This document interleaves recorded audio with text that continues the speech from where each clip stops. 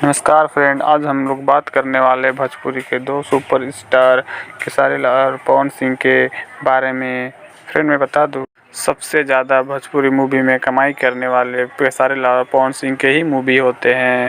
क्या फ्रेंड आपको पता है कि एक मूवी करने के खेसारी लाल कितना चार्ज करते हैं और पवन सिंह कितना चार्ज करते हैं? मैं आपको पूरी खबर बताऊंगा। इससे पहले अगर आप मेरे चैनल पर नए हैं तो प्लीज़ चैनल को लाइक से सब्सक्राइब कीजिएगा।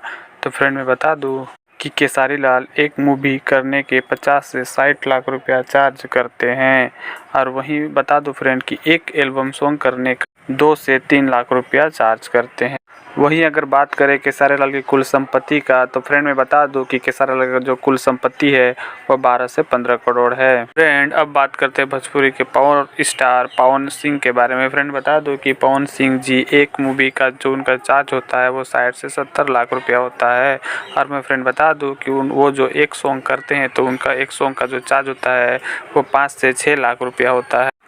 वहीं अगर पवन सिंह की कुल संपत्ति का बात करें तो उनका जो संपत्ति है वो 30 से 32 करोड़ रुपया है।